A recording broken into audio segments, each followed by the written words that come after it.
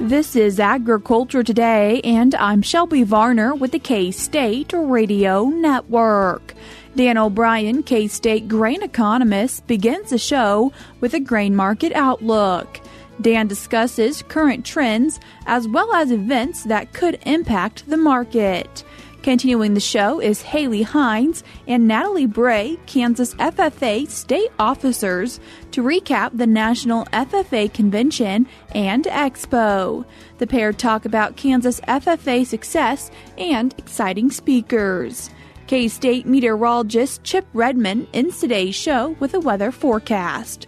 He says where in Kansas saw rain and if we can be expecting more moisture in the coming weeks. That and more is coming up ahead.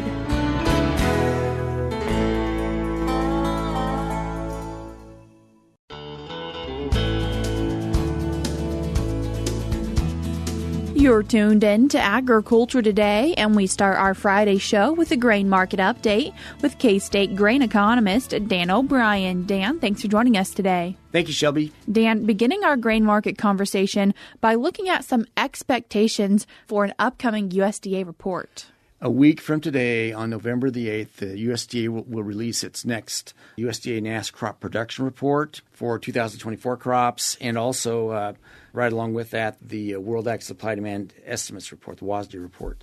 You know, we're vast majority done harvesting now. It's not so much what's measured in the field or what's thought might be out there, as we were more so in the position of looking at last October 1st, and that's what these reports represent, the NASS reports. So what on November 1st are people actually seeing in the fields? And of course, those surveys, they're both direct contact from producers. Anything's left in the field they might go out and look at, but they kind of measure a few days ahead of November 1st, a few days after November 1st, but the epicenter is November 1st today as we speak. So we'll see where that comes out at. As you and I have been saying here for several weeks, there's not a question of whether we have large crops or not. It's a matter of how large, or have they met all expectations.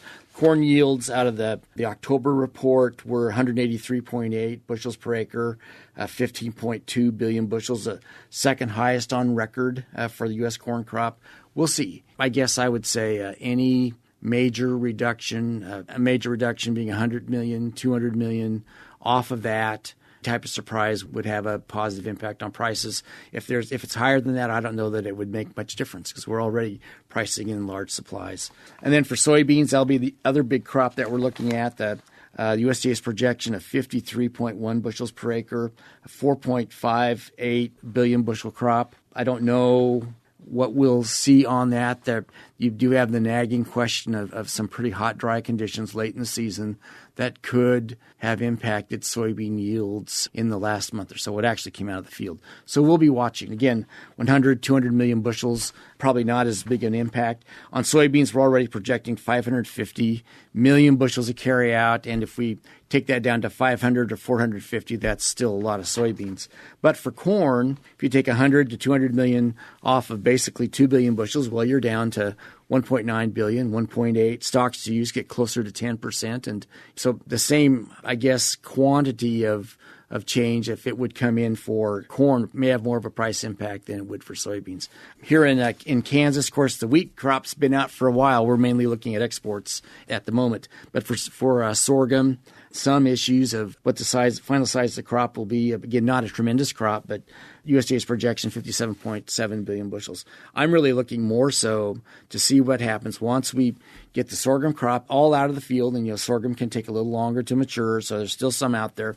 Once all that comes in, then will the major buyers of that crop, i.e. China in particular, will they come back to the table and start buying chunks of grain sorghum? And, they use U.S. grain sorghum for domestic beverage production. So inelastic demand, eventually they will come, just a matter of when they show up. And I wouldn't be surprised, as in so much of what we've been seeing of late, that they may come sooner rather than later to try to take advantage of what they would perceive as lower prices. What are we seeing for seasonality? Well, harvest lows, without question. And when we follow the seasonal trends we see in Kansas prices, we have been seeing a lot of lows for major crops actually in September as the market kind of gives up hope in a lot of these years with regard to a short crop coming on. But October is also pretty low, and we tend to see from October to November, December, and into February some increase in prices, enough to just reward maybe on-farm storage, commercial storage to some degree, but really not the big seasonality that would come in until we move farther out into March, April, May, particularly May. And we've got May highs that we've seen the last 5 years in particular for corn and for sorghum. Pretty strong prices for soybeans. We tend to actually, because of U.S. soybeans interaction with South American soybeans, we've tended to see highs come a little bit quicker, March, April in recent years. And I think, again, just it's kind of the back and forth, banter between the U.S. and South America on these crops. And for wheat, we have had of late some better wheat weeks of exports, again, up and down to some degree, but generally you've got some things that we may talk about here in a bit on what's happening overseas with Russia and Ukraine. They're concerned enough about low wheat prices that Russia has taken action to set price floors and limit sales. They're worried about, apparently, domestic food inflation. This is where their war with Ukraine comes in, affects their domestic prices. And Ukraine also giving signals that they're also thinking about setting minimum prices that they sell wheat at. Anytime you set a price floor and lay that in front of a kind of a free market thinking economist and wonder, well, what's the impact? Well, you start to think of distortions and, black markets, things like that. I'm unsure what the impact will be, but it's interesting that we've got a situation where perhaps the two of the main pushers of wheat out onto the world market are now expressing, concerns about how low prices are. So we'll see where all that goes. What are we seeing for prices? Well, futures prices are going to follow to some degree those same concerns. Well, the same seasonality that we've talked about. You'd expect probably, if nothing else happened, if there were no geopolitical challenges and uproar that came in and hit the market, you'd expect us to see harvest lows now through November, December, January, February, maybe some up and down, January, February in the cash market just because of people delaying sales till after January 1, that you'd see some basis issues. But we'd expect probably nothing major to happen unless there's a problem in crop production in Brazil. If that didn't occur, you'd expect to see the next bit of price strength off into April, May, June. And that's what people store crops for. I would say in the last 5 years, we have seen for wheat some surprisingly strong prices in May. And that some of that's what's been happening overseas, various issues coming into play, but that's still, a long ways for people to hold wheat, cash wheat in Kansas, when by the time they get the May harvest is 45 to 60 days away. Do they hold wheat that long? So a lot of them have let it go by that time. Maybe that's why the price has gone up. So one of the reasons. So anyway, that's a thought. And in terms of exports, we've had for this marketing year that we're in, we've seen like for soybeans, the pace for Argentine soybeans is a lot lower this year at this time than it was a year ago. Brazil also lower. Again, some dry conditions have come in and affected the size of those crops. Conversely, U.S. soybeans running higher. So we got South America, U.S. trade-offs in terms of who has the supplies. This time it's our turn. Again, certainly lower corn exports this year for Argentina, a little bit lower for Brazil. So again, a lot of that same issue. And then for U.S. corn, it's up higher than 2 years ago. So again, corn, soybeans having their trade-off. For wheat, U.S. wheat running a bit higher than it had been. And when you look at Russia's pace, even though they've had some dry conditions this year, they're in the middle of a conflict. They need to generate capital. So they've had aggressive enough wheat sales that apparently they pushed enough out the door that they must have some internal prices running up that they feel they've got to throttle that back now. So just interesting to watch these dynamics. And, if we were to guess what's going to happen in the next several years, it'll have a lot to do with weather, the size of the crops. Hopefully not a lot of geopolitical conflict impacts, but right now, the way the world's going, you probably can't count on that. But all in all, it'll still be a matter of a lot of demand for these products from both livestock feed, processed energy, and for human consumption. versus the amount that we have, and then from there it's a weather issue. Wanting to touch on the different events that are happening or could be happening here and abroad impacting the grain market. As we sit today, with the election just around the corner, you've seen a good amount of information come out about the impact of the election on trade between the U.S. and other countries. Some have a lot of concerns about if the election goes one way or the other, if we'll see trade conflicts come back into play. My own thoughts on that are, I guess, if a country comes in, and this is a policy statement from a grain market guy, if a country comes in and seeks to open trade issues, it must feel that the current situation is egregious enough, that there's enough inequities that it's worth going after to reopen those questions to see whether something more fair can be done. And different countries have pretty high import tariffs, so we'll see what happens. I don't know how that would differ between one administration coming in over the other. But the last time the previous administration had been in, they did seek to address some issues with China in particular.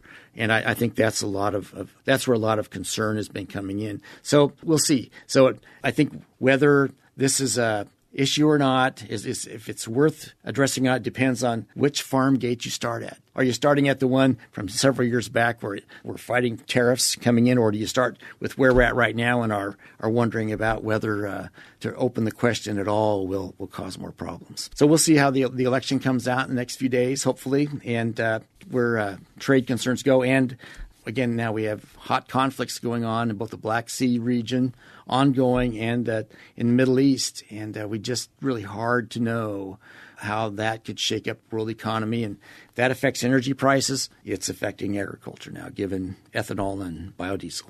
Dan, I appreciate you taking the time to join us today. Thank you very much, Shelby. That was K-State grain economist Dan O'Brien. We're cutting to a short break now on Agriculture Today, but stick around because we have more for you up ahead.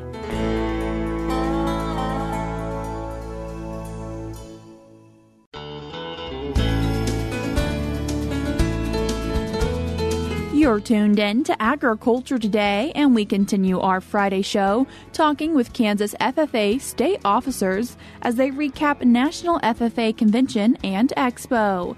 Today, those state officers were joined by our Kansas FFA State Vice President Hayley Hines from Paola FFA and Kansas FFA State Sentinel Natalee Bray from Pike Valley FFA. Hayley, Natalee, thank you both so much for taking the time to join us today. Thank you so much for having us. Hayley, what was the overall feeling of National FFA Convention and Expo? I would say convention had a lot more people than I feel like I usually see there, which was super exciting. And so the energy was super high and everyone was super excited to go to all the different sessions and attend different leadership workshops. And so super exciting to see members there, and we got to form a lot of great connections. Natalee, what was it like for you? It was electric, really. There were in total 72,000 members and guests there this year, which is really exciting, and fitting that many people into Lucas Oil Stadium and the Indiana Convention Center, it was very jam-packed and very tight. And so just being able to see the sea of blue walking is a really cool experience. And so I had a lot of fun. I know FFA members had a lot of fun, and great memories for everybody. And at the convention, a couple of keynote speakers, and can you share with us who those were and what you got from them? One of the keynote speakers was Temple Grandin. That was a really neat opportunity to have. So if you don't know who Temple Grandin is, she is a very key player in the animal industry.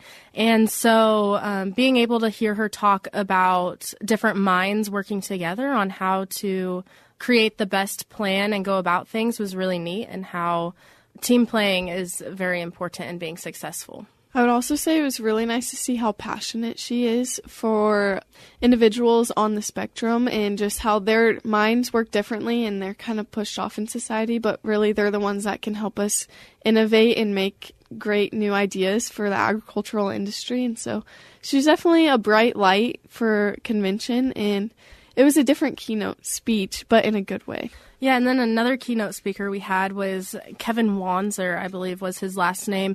He kind of is a comedian guy, and so he brought a lot of fun energy and laughs into the stadium, and so that was a really fun thing to see. So many members laughing at what he was saying and the angle he took at a keynote speech, because it wasn't a typical get a lesson out of this speech. It was a I'm glad you're here, let's have fun while we're at it kind of speech, and so that was really fun to see. And I would definitely say he was really good at tuning in the younger members because he'd use a lot of different slang and he used it correctly for the most part. And so that was really fun to see. And some other things that happen while you're at convention is the Expo portion of it. And what were things taking place there? Lots of shopping. Lots of shopping. Also, a lot of networking with different colleges and businesses. And so seeing posts on social media from these big businesses, really connecting with members, trying to figure out where they want to go in their life and what they want to do was really neat. I know I talked to several colleges and businesses that maybe I want to go into. And so that was really neat on my level. And I know when I was younger at National Convention, I didn't know what I wanted to go do or where I wanted to go. And so being able to speak with these people was really neat. And the Expo has a lot of free opportunities for members, which is amazing. Like Culver's, you can go through the line as many times as you want and get as much free ice cream as you want, which is nice. But then just so that way you remember the different businesses, you get different merchandise, yeah. And then the shopping mall, you can get all your FFA gear or any like Teach Ag, agricultural related, like sweatshirts, t-shirts. And so it's a really great time for members to go hang out and connect with each other. You also get to meet very popular people. Dale Brisby was there, a bunch of TikTok influencers. And so I know at the younger audience, those members really love that part of National Convention because you're not going to just meet Dale Brisby on the sidewalk one day if you're from Kansas. And so that was a neat opportunity for FFA members as well. While you were at National Convention, you guys did go to some delegate meetings, and what do those entail? Over the summer, we went to State Officer Summit in Washington, D.C., and we were proposed with 6 amendments, I guess you could say, that we want to make to National FFA. So one way that we're able to say that we're a student-led organization is then that we have groups of student members who come together and discuss, okay, my topic was regions and what the true meaning is of regions in National FFA. So what improvements can we make to help make sure each member is really being represented in those regions and that we're utilizing them to the best of our ability? And so it's a great way for us as students to really get our voice out there and make a difference in the National FFA organization. The committee that I was on was really neat and unique because it only happens once. And so my committee was planning for the 100th anniversary of National Convention and what we wanted to do. And so there were lots of ideas thrown out there. There were some good ones and then there were some questionable ones. But we all came together to create a consensus on what we wanted to send to the National FFA Advisory Board. And so being able to sit through those committee meetings, being able to figure out how to work with a bunch of strangers that I'd only met once was really neat. And then also to see the parliamentary procedure that got played, because with a group of 475 delegates, you need to have an order and follow something. And so seeing that be put into play was really neat. It was really cool to see each 6 committees come together, and we'd have big group business sessions and kind of see the different point of views from all across the country play out and then seeing how the voting works out. National Convention also a time to give out awards, and Kansas FFA had a pretty successful year. Yeah, we really racked in the plaques this year. We did really great. Going into National Convention, we had 9 Proficiency Award finalists and then also 7 Agri-Science Fair finalists. And of those, we had 4 national winners, which was really awesome to see Kansas get called that many times. At National Convention, you compete in different leadership development events and career development events. And we had a couple national champions from the individual contest. And Landon Albrecht from southeast of Saline FFA chapter won the agronomy CDE, and that is known to not be a very easy contest. And so having a national champion in that is really speaks volume at how awesome our FFA members are and how much hard work they put in. And we also had a national team in the livestock evaluation which the livestock judging contest is a huge contest in the United States. And so being able to be the national winner is very impressive and a huge honor. The national team was the Eureka FFA, and they also had 2 top 10 finalists.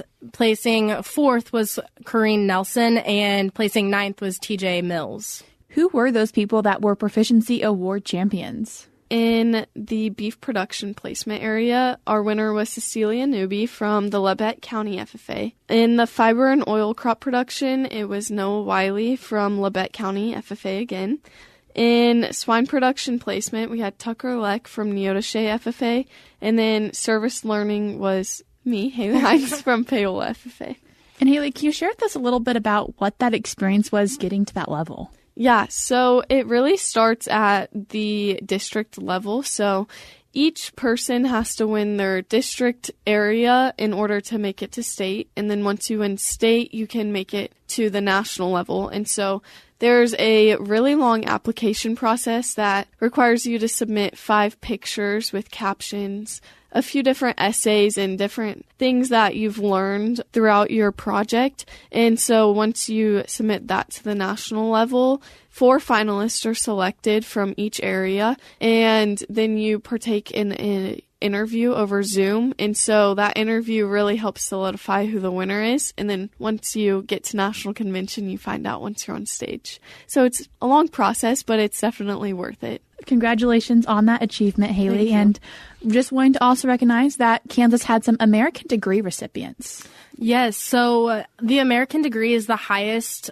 achievable degree award you can get in the National FFA organization. And this year we had 46 American degree recipients, which is really amazing for our association. And we're really proud for all 46 of them. And so to be able to see them walk across the stage and receive this high honor was really awesome. I also want to point out Kansas FFA has an outstanding alumni and supporters association, and we had a national outstanding chapter recognized, and that was the Washington County FFA chapter. And then we also had a national outstanding alumni achievement award, and that was Mr. Tim Zinger from Washington County. And so that was a really neat opportunity we had to have a outstanding alumni achievement, Mr. Tim Zinger. If people are wanting to find out more information about FFA, how can they do that? So we have our state website, which is ksffa.org. And then there's also the national website, that's just ffa.org. And so both of those are really great websites that have lots of different resources. But also reaching out to local chapters, I think, is really important because they're there to help support their community. And so they're always willing to talk about FFA. Hayley, Natalee, I appreciate you both taking the time to join us today. Thank you. That was Kansas FFA State Vice President Hayley Hines from Paola FFA, and she was joined by Kansas FFA State Sentinel Natalee Bray from Pike Valley FFA. We're cutting to a short break now on Agriculture Today, but we'll be right back.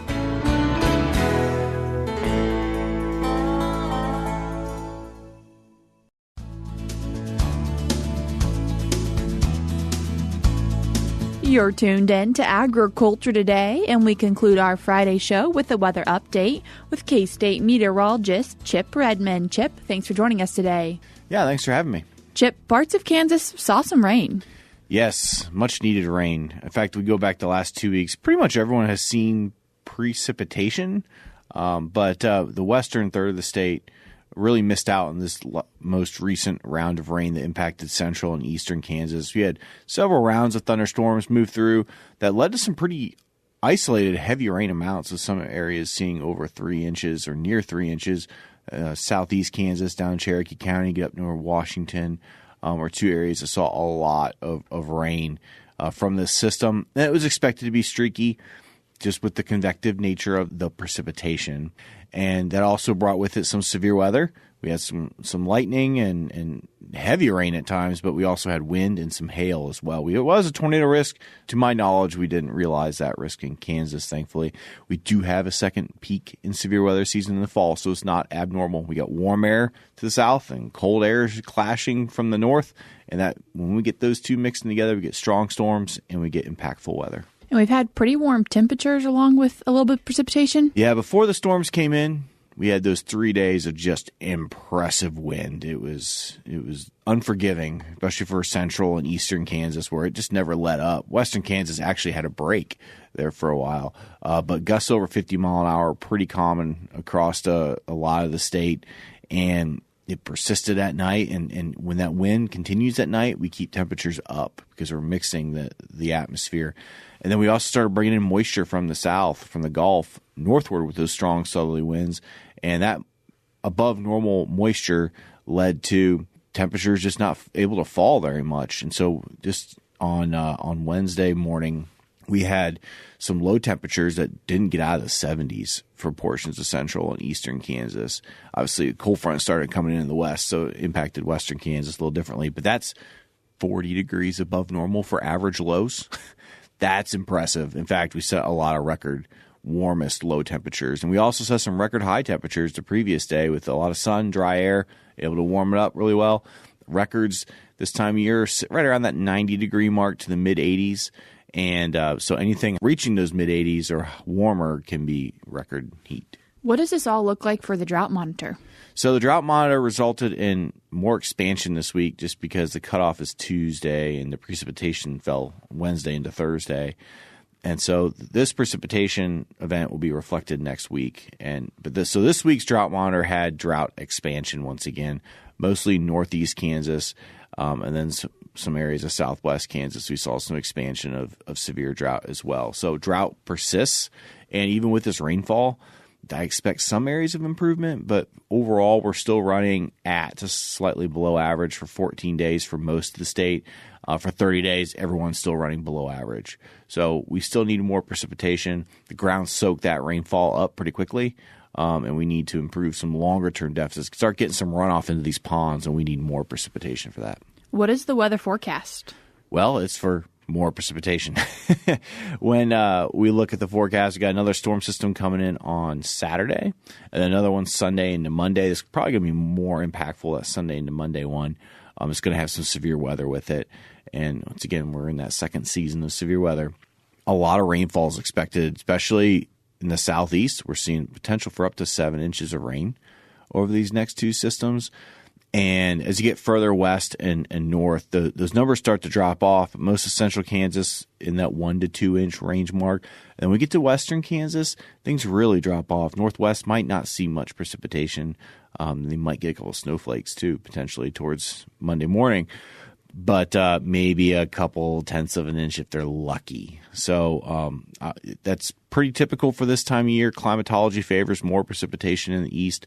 And with these quick-moving systems that are still strong, we see basically the east favored for the precipitation just because the Gulf moisture comes northward and shifted off to the east. Chip, I appreciate you taking the time to give us our weather update today. Yep, thanks for having me. That was K-State meteorologist Chip Redmond. That's all we have for you this week on Agriculture Today, but we'll be back with more for you on Monday.